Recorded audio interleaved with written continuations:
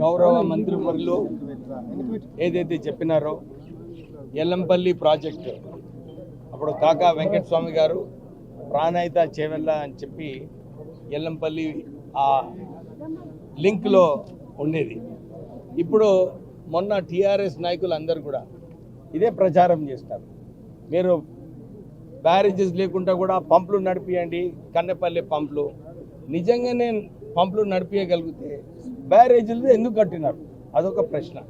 Second ప్రశ్న, నిజంగానే అప్పుడు పంప్ చేసినుంటే నీళ్లు 4 సంవత్సరాల క్రితం టీఆర్ఎస్ ప్రభుత్వం హయాంలో అప్పుడు 60 టీఎంసీ నీళ్లు పంపు చేసినారు. పంపు చేసి ఎల్లంపల్లికి నీళ్లు తీసుకురావడం జరిగింది.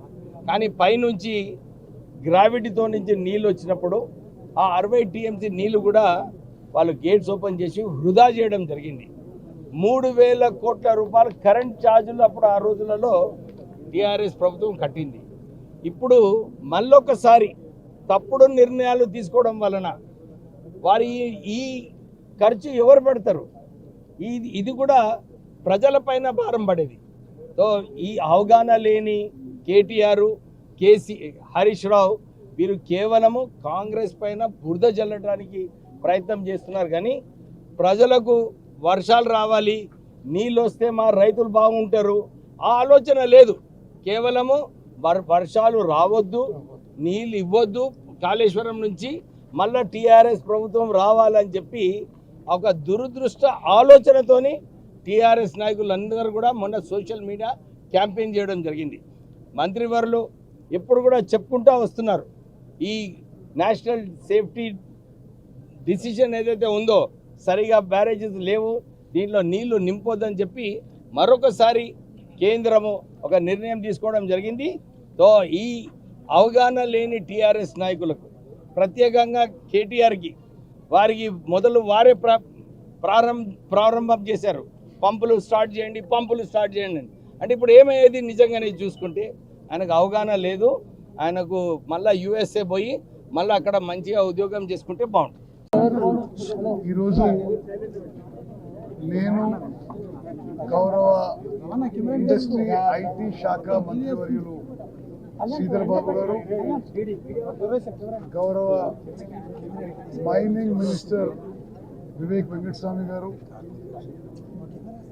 కార్మిక శాఖ మంత్రి వివేక్ వెంకటస్వామి గారు, ప్రభుత్వ సలహాదారులు సురేషన్ రెడ్డి గారు, అదేవిధంగా ఎమ్మెల్యే భూపతి రెడ్డి గారు, మరి డిసిసి ప్రెసిడెంట్ నాగేష్, మరి బాలకొండ కాంటెస్టెడ్ క్యాండిడేట్ సునీల్, తాహిర్ భాయ్, మరి శ్రీహర్ రావు, అందరూ చాలామంది ముఖ్యులతో మేము ఈరోజు గోదావరి నది మీద ఎస్ఆర్ఎస్పి ప్రాజెక్టు, కడెం ప్రాజెక్టు, అదేవిధంగా ఎల్లంపల్లి రిజర్వాయర్ పరిశీలన చేసి మరి ఇన్ఫ్లోస్ ఎంత ఉన్నాయి, నీళ్ళు ఎంత ఉన్నాయి రిజర్వాయర్లా, మరి ఈ వారం 10 రోజుల్లో వచ్చే నెలలో ఎన్ని మరి నీళ్ళు వచ్చే అవకాశం ఉంది, ఇన్ఫ్లో ఎంత వచ్చే అవకాశం ఉంది, ఎన్ని ఎకరాల ఆయకట్టుకి నీళ్ళు ఇవ్వగలుగుతాం, ఇవన్నీ అంశాలపై మేము ఒకసారి ఆన్ ద గ్రౌండ్ పరిశీలన చేయడానికి ఈరోజు SRSP, Kadem and Yellampalli projects పరిశీలన కోసం మేము రావడం జరిగింది. ఎస్ఆర్ఎస్పి ప్రాజెక్టు అది మన తెలంగాణ రాష్ట్రానికే గర్వకారణం. 1963లో భారత మొదటి ప్రధాని, భారతదేశ జాతి నిర్మాత పండిట్ జవహర్ లాల్ నెహ్రూ గారు ఇక్కడ ఫౌండేషన్ ఇచ్చిన విషయం కూడా మనందరికీ తెలుసు. ఈ ప్రాజెక్టు 1970లో నీళ్లు మొదటిసారి ఆపడం మొదలుపెట్టిండ్రు. అంటే సుమారు 56 ఏళ్ళ నుంచి ఈ యొక్క నీళ్లు ఆపుతున్నాడు. అట్లా అదేవిధంగా ఇక్కడ ఒక 36 megawatt hydro electric power project కూడా ఉంది. ఒరిజినల్ ఈ స్టోరేజ్ కెపాసిటీ 112 టీఎంసీలు. సిల్టేషన్ అండ్ సెడిమెంటేషన్ వల్ల క్రమక్రమంగా అది 80 టీఎంసీలకు తగ్గింది. అయితే మా ప్రభుత్వం యొక్క మొదటి లక్ష్యం ఏ విధంగా ఒరిజినల్ స్టోరేజ్ కెపాసిటీ రెస్టోర్ చేయాలనో మరి ఈ సబ్జెక్ట్లో మరి భారత ప్రభుత్వంలో కేంద్రంలో అదేవిధంగా ఎవరు ఎక్స్పర్ట్స్ ఉంటే ఏ విధంగా ముందుకు పోవాలనే విషయంని పరిశీలిస్తున్నాం. అతి త్వరలో నిర్ణయం తీసుకుంటాం. మరి ఈరోజు మేము పరిశీలన చేసిన దాంట్లో నీళ్లు పోయిన 3 సంవత్సరాల కంటే ఇదే రోజు ఎస్ఆర్ఎస్పిలో కూడా నీళ్లు తక్కువ ఉన్నాయి. ఈరోజు లెవెల్స్లో 26 టీఎంసీలు ఉన్నాయి. పోయిన సంవత్సరం ఇదే రోజు 38 టీఎంసీలు ఉన్నాయి. సరే, ఆ వాతావరణ శాఖ ఐఎండి వాళ్ళతో మాట్లాడి ఇన్ఫ్లోస్ ఎన్నుంటాయో చూసుకొని ఆ తర్వాత ఎంత ఆయకట్టుకి నీళ్ళు ఇవ్వగలుగుతామో ఒక స్పష్టమైన ప్రకటన మరి ఒక 2-3 రోజులు ఇస్తామని చెప్పి నేను మనవి చేస్తున్నాను. అదేవిధంగా మీడియా మిత్రులు అందరూ ఉన్నారు ఇక్కడ. మరి ఎల్లంపల్లి రిజర్వాయర్ విషయంలో మీ అందరికీ తెలుసు, తెలంగాణ రాష్ట్రం మొత్తం గమనిస్తుంది.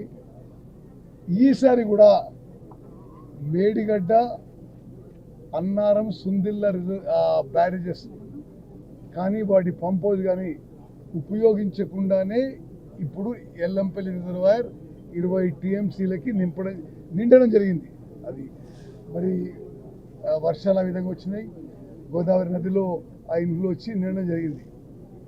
ఈ విషయంలో మా ప్రభుత్వాన్ని ఏదో మేము తప్పు చేస్తున్నట్టుగా ఒక తప్పుడు ప్రచారం బీఆర్ఎస్ పార్టీ చేసిన విషయం కూడా మీ ద్వారా యావత్ రైతులకి, తెలంగాణ ప్రజానీకానికి మరోమారు తెలియజేస్తున్నాం. నిన్న కూడా కేంద్ర ప్రభుత్వం నేషనల్ డ్యామ్ సేఫ్టీ అథారిటీ ఢిల్లీలో, national dam safety authority, central water commission ఒక అత్యున్నతమైన టెక్నికల్ ఓవర్సైట్ కమిటీతో సమావేశమైనారు. మా ప్రభుత్వం తీసుకుంటున్న చర్యలు, టైం షెడ్యూల్స్ పై పూర్తిగా నేషనల్ డ్యామ్ సేఫ్టీ అథారిటీ కానీ, టెక్నికల్ ఓవర్సైట్ కమిటీ కానీ నిన్న కూడా ఏకీభవించడం జరిగింది. మేము ఆ 3 బ్యారేజెస్ కూడా ఒక సైంటిఫిక్గా, ఒక సిస్టమేటిక్గా టెస్టింగ్ చేసి, రీహాబిలిటేషన్ చేసి పునరుద్ధరణ పనులకి కట్టుబడి ఉన్నాము. మాకు బట్ ఒకటి టీఆర్ఎస్ పార్టీ చేస్తున్న తప్పుడు ప్రచారం, ఎల్లంపల్లి రిజర్వాయర్ కట్టింది గతంలో కాంగ్రెస్ పార్టీ. ఎల్లంపల్లి ప్రాజెక్టు పేరు కీర్తిశేషులు శ్రీపాదరావు గారు, మాజీ స్పీకర్, శ్రీధరబాబు గారు తండ్రి. మరి శ్రీపాదరావు ఎల్లంపల్లి ప్రాజెక్టుకి వాళ్ళేదో కట్టినట్టుగా మరి ప్రకటనలు ఇవ్వడం ఇది చాలా విడ్డూరంగా ఉంది. 2004-2005లో ఎల్లంపల్లి ప్రాజెక్టుకి శంకుస్థాపన డాక్టర్ రాజశేఖర రెడ్డి గారు శంకుస్థాపన చేసింది. అదేవిధంగా ఎల్లంపల్లి ప్రాజెక్టు ఒరిజినల్ ప్రాణహిత చేవెళ్ల ప్రాజెక్టులో భాగం అనే విషయాన్ని నేను మరోమారు మనవి చేస్తున్నాను. అది పూర్తిగా ఎల్లంపల్లి ప్రాజెక్టు కాంగ్రెస్ పార్టీ కట్టడం అనే విషయం కూడా యావత్ తెలంగాణ ప్రజానీకం గుర్తుపెట్టుకోవాలి. మరి రెండో విషయం మీరు చూడండి, ఈ బ్యారేజు, ఈ డ్యాము, ఇవి 63లో శంకుస్థాపన చేసి ఇది 2026 అంటే ఒక 60 ఏళ్ళు పూర్తయినా, 65 ఏళ్ళు పూర్తయినా ఎంత గట్టిగా ఉంది ఈ డ్యాము. కాంగ్రెస్ పార్టీ కట్టిన డ్యాములు, బ్యారేజెస్ ఇట్లున్నాయి. ఎస్ఆర్ఎస్పియో, నాగార్జున సాగరు, శ్రీశైలము, నిజాం సాగరు. మరి వాళ్ళు కట్టిన మేడిగడ్డ, అన్నారం, సుందిల్ల బ్యారేజు 2019లో ప్రారంభోత్సవం చేస్తే 2023 వరకు కుప్పకూలిపోయిన విషయం కూడా తెలంగాణ ప్రజానీకానికి నేను మరోమారు మనవి చేస్తున్నాను. చాలా స్పష్టంగా చెప్తున్నాను నేను. మరి మా ప్రభుత్వం తరఫున ఆ 3 బ్యారేజీలపై మా రాజకీయ దురుద్దేశం ఏమీ లేదు.